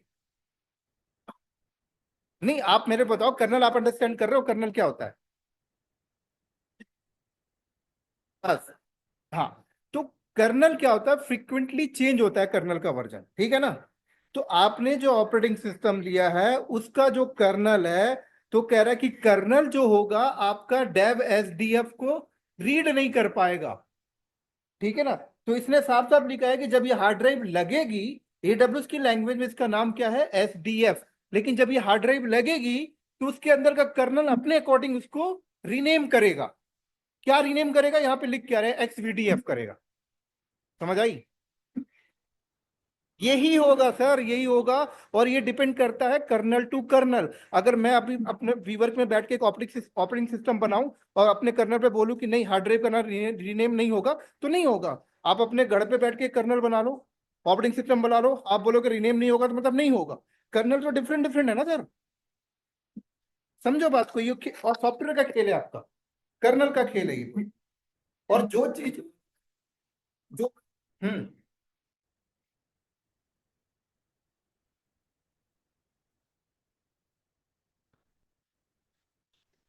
तरुण, आप एक एक मिनट तरुण, आप रिकॉर्ड मेंटेन करोगे एडब्ल्यूएस की, नॉट दी ऑपरेटिंग सिस्टम की। ऑपरेटिंग सिस्टम कभी फिक्स नहीं होगा। वो आएगा जाएगा, आएगा जाएगा, आएगा जाएगा, बात खत्म। और अगर रिकॉर्ड मेंटेन, सर एक मिनट, अगर रिकॉर्ड मेंटेन करनी है तो आप रिकॉर्ड में ये भी लिखो ना कि ये वाला डिस्क जो है अंदर जाके माउंट होके ये नाम के साथ हुआ है, तो ये भी रिकॉर्ड में लिखोगे ना आप। रिकॉर्ड तो आपका ऐसा भी बनेगा कि एडब्ल्यूएस में डिस्क का नाम ये है, तो कर्नल के अंदर वो ये दिखेगा। ऐसे रिकॉर्ड मेंटेन करोगे आप। एक साइड थोड़ी रिकॉर्ड मेंटेन करोगे कि ये कर लोगे और छोड़ दोगे आप।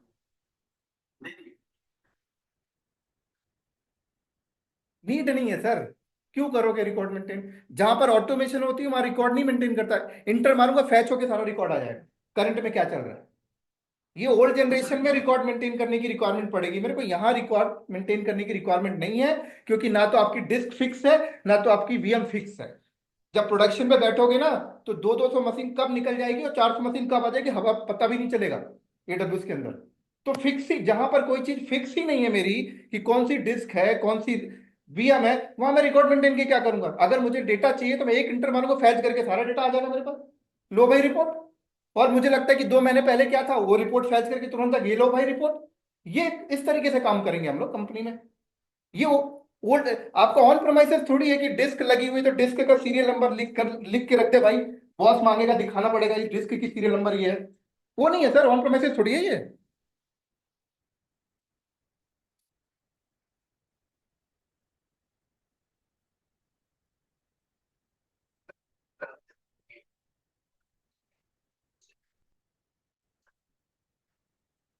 सर आप इनके स्टैंडर्ड को पढ़ो ना, क्या कह रहा है ये। बिल्कुल लेगा सर।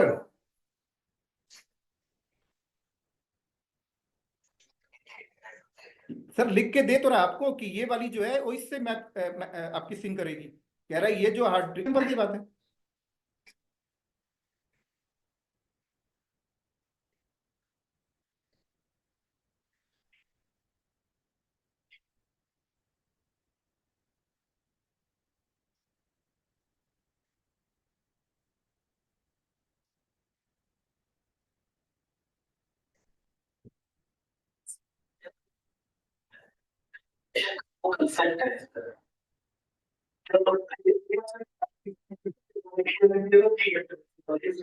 सर वी नहीं हटेगा।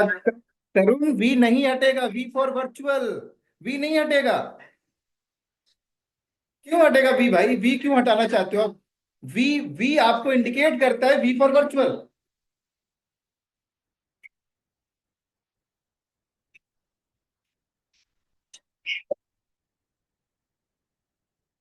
नहीं, मेक सेंस तो पहले ही हो गया था।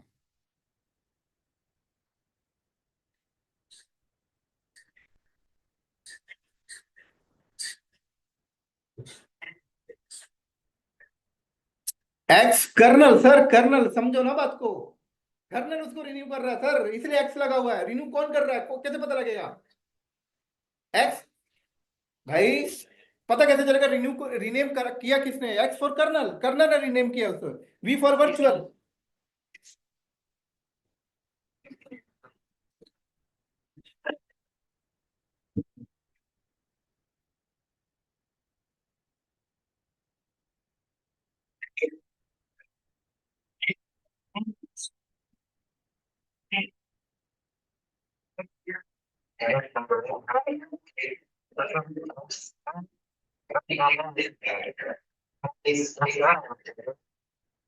क्या लगाया तुमने? ए बी कहाँ से लगाओगे? आप कहाँ से लाके लगाओगे? आपके हिसाब से थोड़ी लगेगा, इसके हिसाब से लगेगा ना सर, आपके हिसाब से नहीं लगेगा। लास्ट वाला देखना, बिल्कुल लास्ट वाला देखना।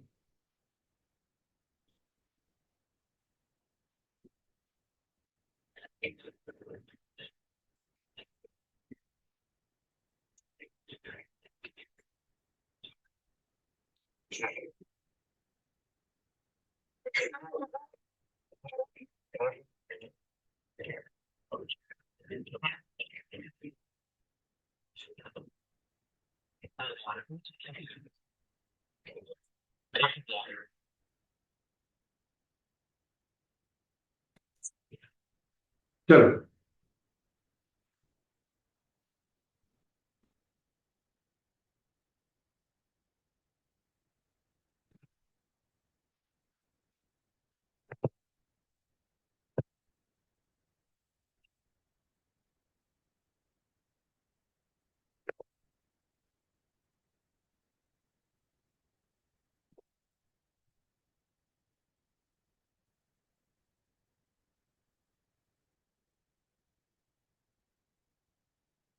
अब देखो, GP2 हमारा हो गया, ठीक है, GP2 हमारा डन हो गया। अब बात करते हैं GP3 की। किसकी बात करते हैं? GP3। अब GP2 और GP3 में क्या डिफरेंस है? GP2 का नेक्स्ट वर्जन है GP3, और GP3 की अगर हम लोग कॉन्फ़िगरेशन देखें, GP3 की अगर हम लोग कॉन्फ़िगरेशन देखें तो मिनिमम 1 GB, मैक्सिमम सेम 16,384, और IOPS की अगर हम लोग बात करें, मिनिमम की अगर हम लोग बात करें, 3,000 IOPS आपको यहाँ पे मिलेगा, मिनिमम 3,000। और IOPS मैक्सिमम की अगर हम लोग बात करें तो मैक्सिमम यहां पर भी 16,000 IOPS आपको मिलेगा। बट अब यहां पर ना एक चीज और आपको इंश्योर करके चलते हैं, ये थ्रूपुट। क्या? थ्रूपुट।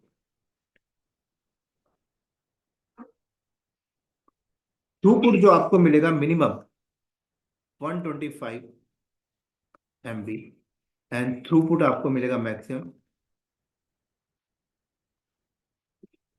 थ्रूपुट मैक्सिमम आपको मिलेगा यहाँ पर कितना? 1,000 MB। ठीक है, म्यूट करो। अब यहां देखो, जब आप GP3 पे आते हो और यहां आपने 101 GB का वॉल्यूम बनाया, तो एक चीज देखो यहां पर, आप ना IOPS चेंज कर पा रहे हो, जो कि GP2 में पॉसिबल नहीं था। आपके साइज के अकॉर्डिंग आपको मिल रहा है। देखो, आप IOPS कस्टमाइज नहीं कर सकते, लेकिन GP3 में चेंजेस क्या किया इन्होंने, 1 GB अगर आप बनाओगे, आप अपने अकॉर्डिंग IOPS चेंज कर सकते हो, देख रहे हो। लेकिन मिनिमम 3,000 ही रखना पड़ेगा, क्योंकि इसकी लिमिट है।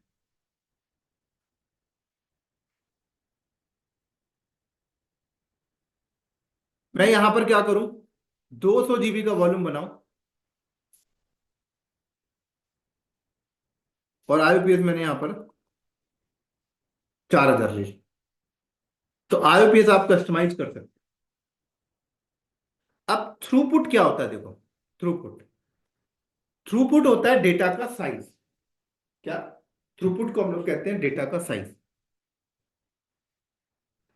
कि मान लो आपने 3,000 IOPS लिया, इसका मतलब क्या है? 1 सेकेंड में 3,000 बार रीड एंड राइट के ऑपरेशन परफॉर्म होंगे। बट 3,000 बार ऑपरेशन परफॉर्म तो होंगे, 3,000 बार ऑपरेशन परफॉर्म तो होंगे, बट कितना डेटा होगा वो डिपेंड करता है थ्रूपुट पे। क्या? थ्रूपुट पे।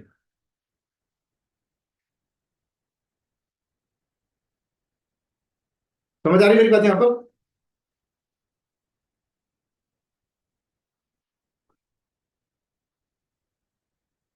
तो थ्रूपुट कितना लिखा है? 125 MB।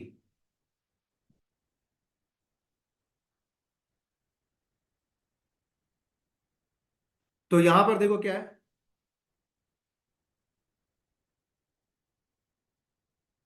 कि आईओपीएस आपको कितना मिला?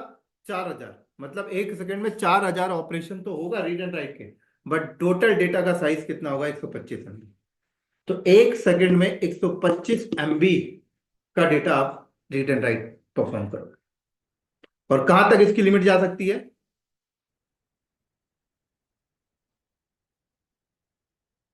इसकी लिमिट जा सकती है आपकी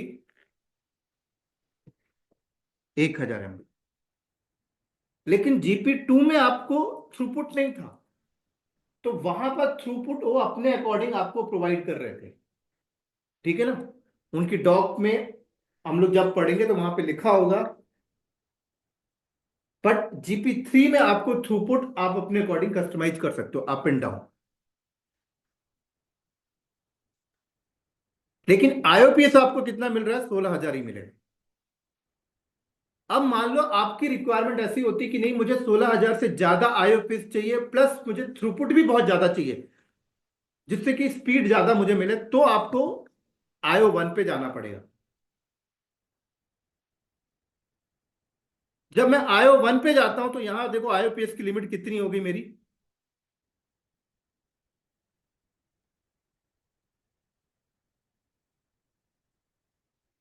यहां पर मेरी आईओपीएस की लिमिट बढ़ जाती है। अगर इसकी कॉन्फ़िगरेशन यहां पर देखूं,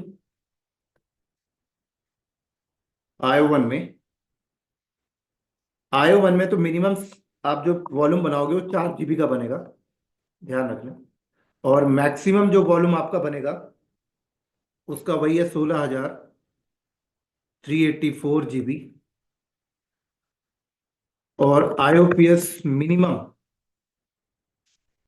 आपको यहां पर भी 100 मिलेगी, लेकिन आईओपीएस जो मैक्सिमम है वो आपको यहां पर 25,000 मिलेगी। क्या मिलेगा? 25,000। और थ्रूपुट नॉट एप्लीकेबल लिखा हुआ है साहब का, मतलब आपके आईओपीएस के अकॉर्डिंग डिपेंड करेगा वो। तो अगर मैं यहां चलूं, तो यहां देखो अगर मैं 4 GB का वॉल्यूम बनाता हूं तो क्या लिखा हुआ है? 50 आईओपीएस पर जीबी, पर जीबी पे 50 मिलेगा। तो अगर मैंने यहां पर 100 GB का बनाया तो मैं आईओपीएस बता रहा है कितना ले सकते हो? 5,000 आईओपीएस ले सकते हो। अगर मैं इतना बनाया, ठीक है,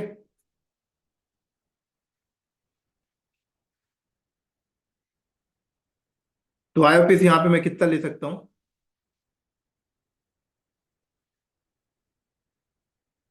आई थिंक बढ़ा दिया इन्होंने।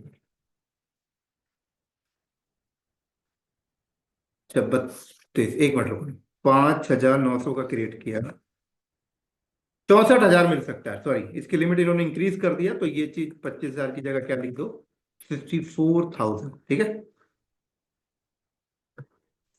इतना आईओपीएस आपको यहाँ पर मैक्सिमम मिल सकता है, यहां तक पहुंचते हो।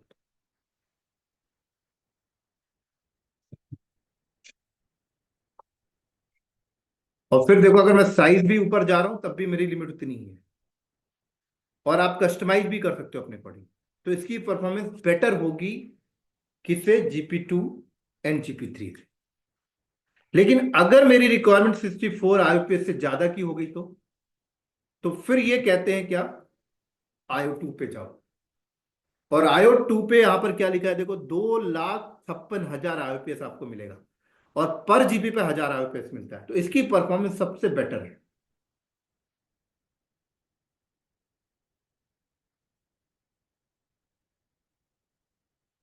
तो एक चार्ट आप लोगों को दिखाता हूं।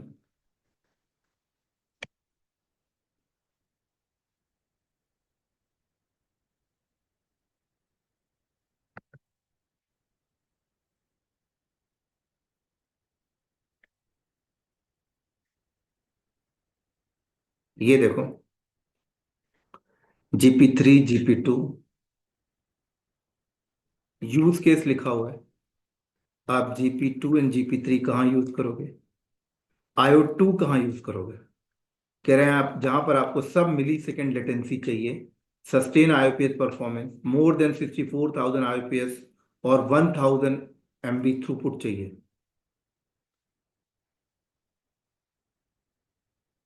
GP3 GP2 कहाँ यूज करोगे? Virtual desktop, mid size single instance database, low latency, boot volume, development and test environment के केसेस में। वहीं पे देखो, IO2 आपको कहाँ रिकमेंड कर रहा है यूज करने के लिए, IO1 कहाँ रिकमेंड यूज कर रहा है आपको करने के लिए। बता भी रहा है कि ड्यूरेबिलिटी क्या है इसकी, वॉल्यूम का साइज बता रहा, IOPS आपको बता रहा, थ्रूपुट आपको बता रहा, plus Amazon EBS multi attach. Multi attach का मतलब क्या हुआ कि इस वाले वॉल्यूम को आप दो इंस्टेंस के साथ अटैच नहीं कर सकते, मल्टी अटैच सपोर्ट नहीं करेगा। बट वहीं पर इसको अगर आप देखो तो मल्टी अटैच है सपोर्ट। मल्टी अटैच का मतलब एक बार में दो दो VM के साथ अटैच हो जाएगा। इसकी थ्रूपुट लिमिट देखो कितनी है, 4,000 MB। इसकी थ्रूपुट लिमिट देखो कितनी है। और वहीं पर जो हम लोग GP2 पढ़ रहे थे उसकी थ्रूपुट लिमिट यहाँ लिखी है 250। इसकी मैक्सिमम लिमिट 1,000 MB। ठीक है, तो ये इनकी डिटेल्स है।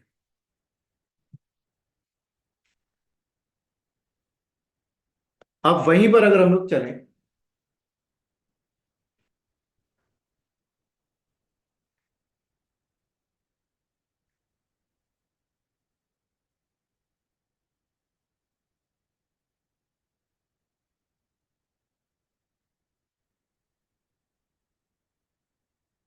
इसको पहले डिलीट मारता हूँ।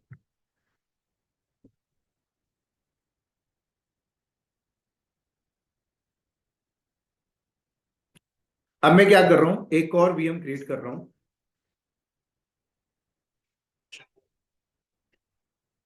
जी।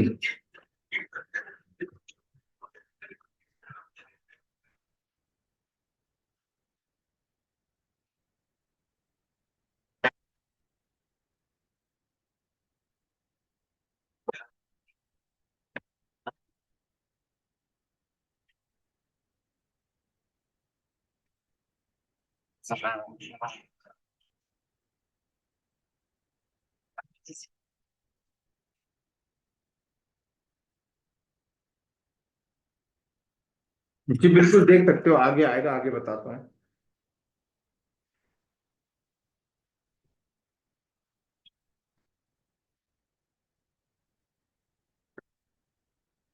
एक और इंस्टेंस बना रहा हूँ, और ये वाली इंस्टेंस मेरी कहाँ बनी है देखो। ये वाली इंस्टेंस मेरी बनी है किस जोन में, US ईस्ट 1A में। मैं एक और इंस्टेंस क्रिएट कर रहा हूँ। इस इंस्टेंस का नाम मैंने रख दिया 2।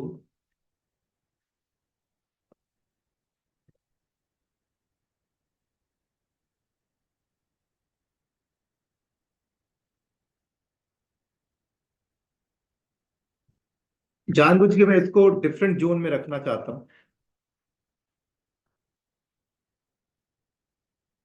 लाइक 1C के अंदर रख रहा हूँ इसको।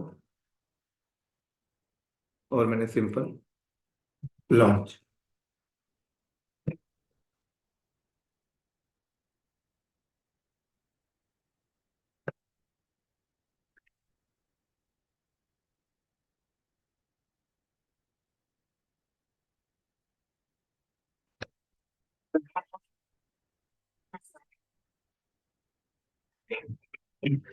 आने दो, आने दो।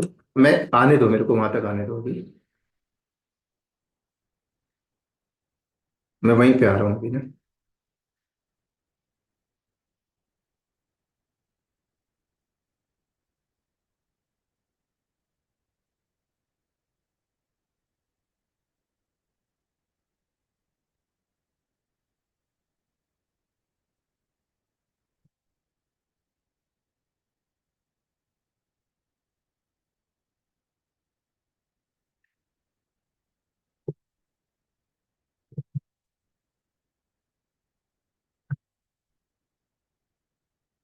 देखो, ये इस इंस्टेंस को भी एक्सेस करते हैं।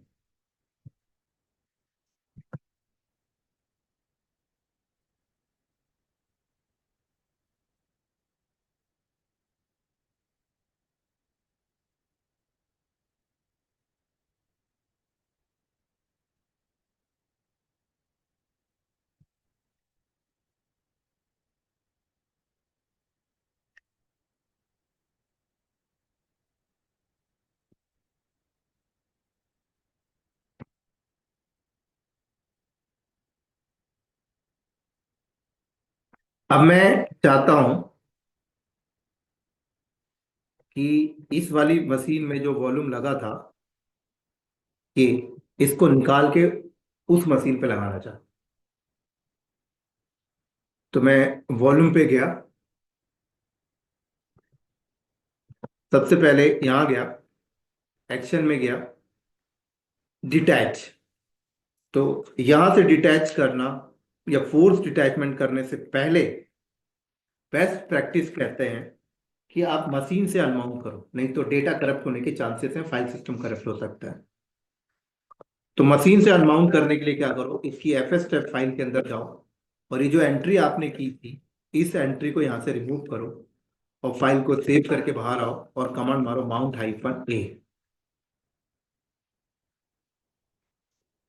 फिर df हाइफन एच करो, और उसके बाद कमांड मारो U mount dev X TTP, और df हाइफन एच करो। माउंटिंग हट गई। अब माउंटिंग हट गई तो अब यहां से आप डिटैच वॉल्यूम करो। यहां से मैंने क्या किया, डिटैच किया।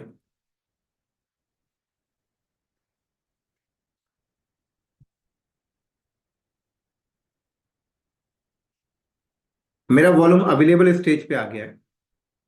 अब जब ये अवेलेबल स्टेज पे आ गया तो मैं यहां गया, और यहां से मैंने बोला अटैच वॉल्यूम। और अब मैं क्या कर रहा हूं, दूसरे इंस्टेंस के साथ अटैच कर रहा हूं, बट दूसरा इंस्टेंस लिस्ट में नहीं आ रहा। लिस्ट में क्यों नहीं आ रहा, क्योंकि वॉल्यूम डिफरेंट जोन में है, मशीन डिफरेंट जोन में। बट मुझे अटैच करना है, क्या करना होगा। तो अब मैं क्या करूंगा, इस वॉल्यूम का बनाऊंगा स्नैपशॉट। क्या, क्रिएट स्नैपशॉट। स्नैपशॉट बनाऊंगा तो इसका सारा डेटा उसके अंदर आ जाएगा। तो मैंने स्नैपशॉट का नाम दे दिया, मैंने my first hyphen snap and create. मेरा स्नैपशॉट यहां मिलेगा, वॉल्यूम के नीचे स्नैपशॉट। ये स्नैपशॉट मेरा क्या है, अभी बन रहा है, पेंडिंग है, 2 मिनट लेगा बनने में।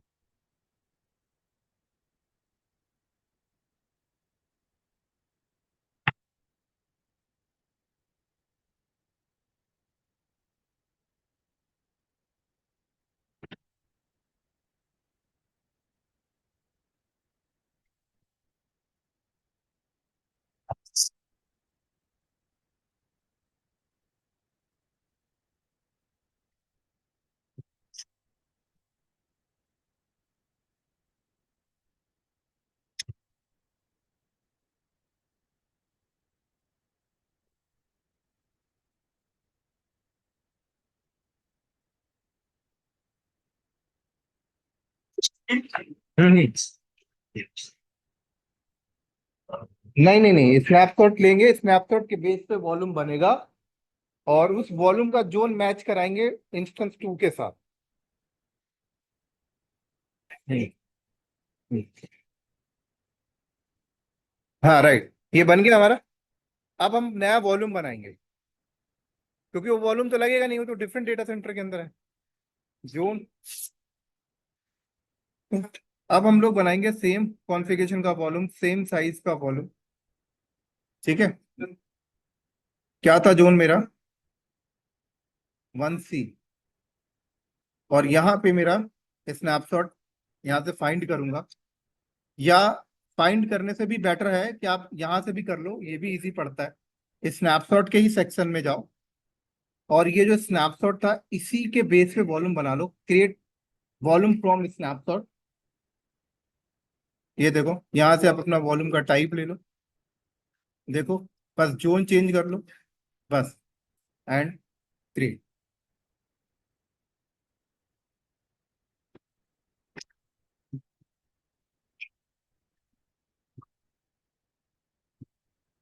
वॉल्यूम फिर भी एक नया क्रिएट।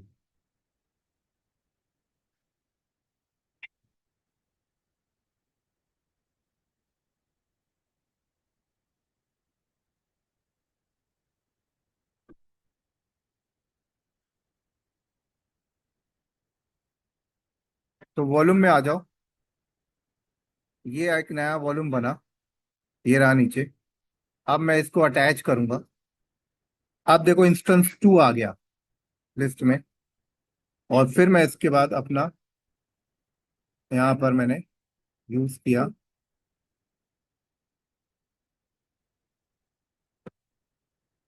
वो वॉल्यूम अब मुझे यहाँ दिखेगा, एफ डिस्क -L। और फाइल सिस्टम भी असाइन होगा, क्योंकि फाइल सिस्टम ऑलरेडी असाइन कर ही दिए थे, तो यहाँ दिख भी रहा है। सीधे मेरे को एक फोल्डर बनाना पड़ेगा। एक फोल्डर मैंने बनाया, और माउंट करके देखूंगा कि डेटा मुझे वो दिख रहा है।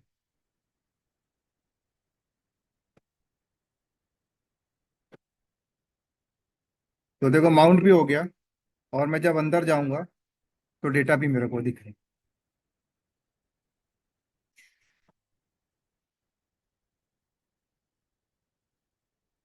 और अगर यहाँ पर ऐसा होता, अभी इंस्टेंस है मेरी जो इंस्टेंस है मेरी जो VM है, वो अभी सेम रीजन में, कहाँ है? सेम रीजन में।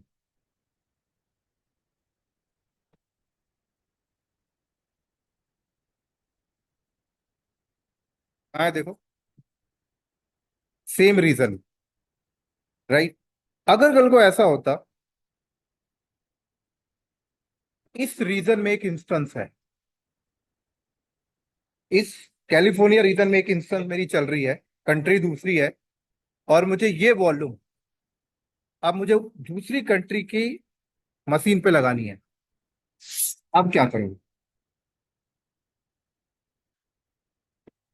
क्योंकि सेम रीजन के डिफरेंट जोन में तो अटैच नहीं हो रहा था, अब तो बात आ गई दूसरे रीजन की। तो वॉल्यूम का स्नैपशॉट बनाओ जिससे डेटा आ जाएगा, और डेटा आने के बाद आप क्या करोगे? स्नैपशॉट को कॉपी करोगे। कैसे? क्या बोल रहा, कॉपी स्नैपशॉट। स्नैपशॉट को दूसरी कंट्री में कॉपी करोगे। कहाँ कॉपी करना है? Destination reason.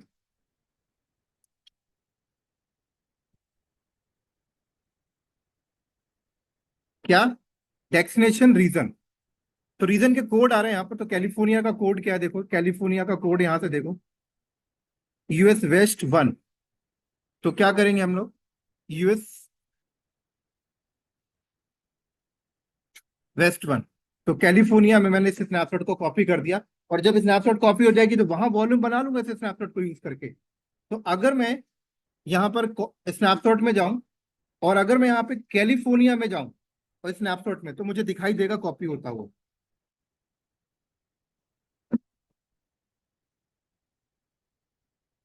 ये देखो क्या हो रहा है, कॉपी हो रहा है ये।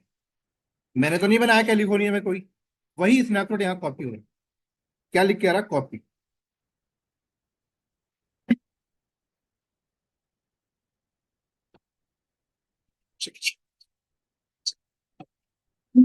कर रहा हूँ, ये कॉपी हो जाए।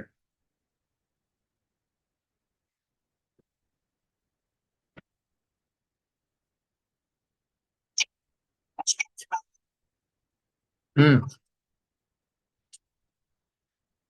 बोल।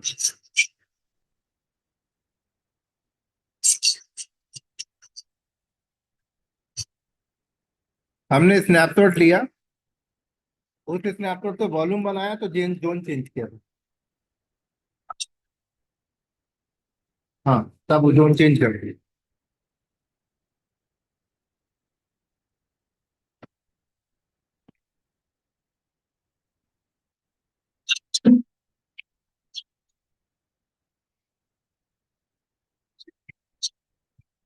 बिल्कुल।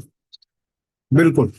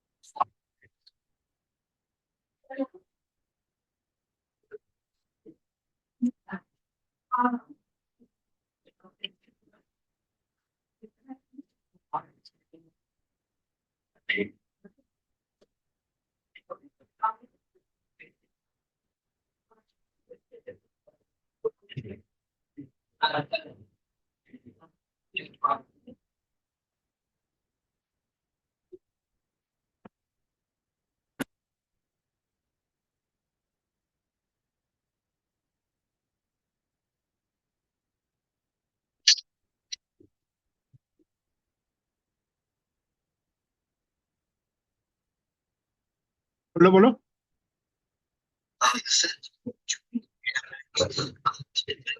हम्म।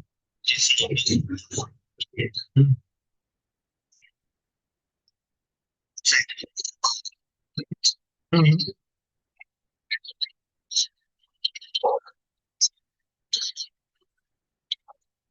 अलग अलग है।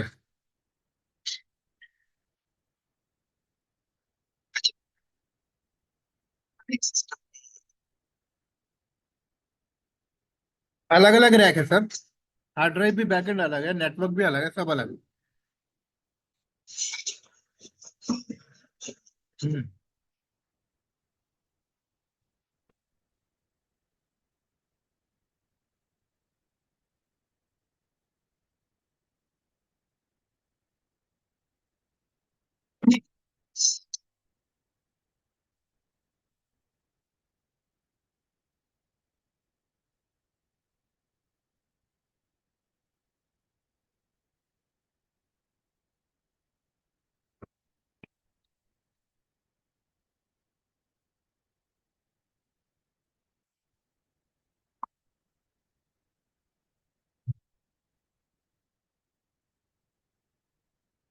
देखो, हो गया कॉपी। अब जब कॉपी हो जाएगा तो इसी स्नैपशॉट को यूज करके यहाँ पे वॉल्यूम बनाएंगे, और यहाँ पर जो इंस्टेंस रखा होगा वहां पर अटैच कर देंगे। तो अभी नहीं कर रहा हूँ मैं, आज यहीं पे बाइंड अप करते हैं। अभी इसको फिलहाल जो किया मैंने डिलीट कर रहा हूँ, तो अननेसेसरी इसके बिल आएगा।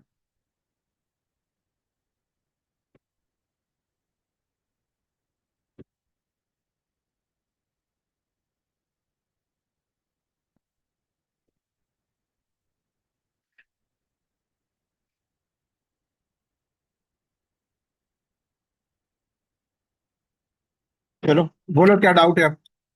डाउट लेके आओ।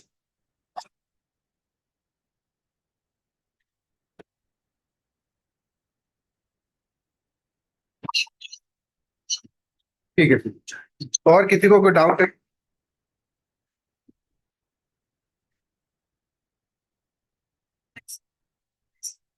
अभी आप उसी लिंक से एक्सेस करो, अभी ड्राइव में स्पेस नहीं है मेरे पास।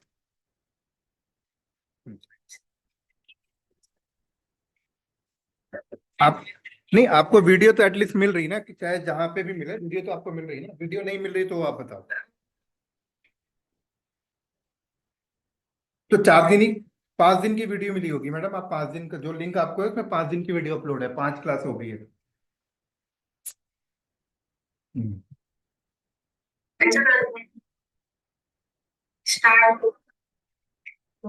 पहले ये टूल बाइंड अप होने दो, अदर टूल फिर बाद में देखेंगे आप।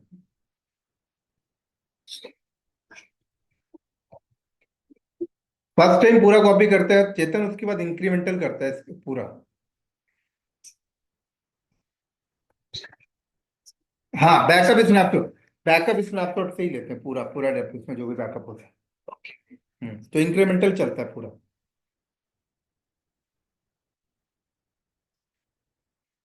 किसमें? आरसिंक यूज करते हैं सर इंक्रीमेंटल बैकअप। अब वैसे करेंगे तो बहुत स्पेस कंज्यूम करेगा ना उनका भी।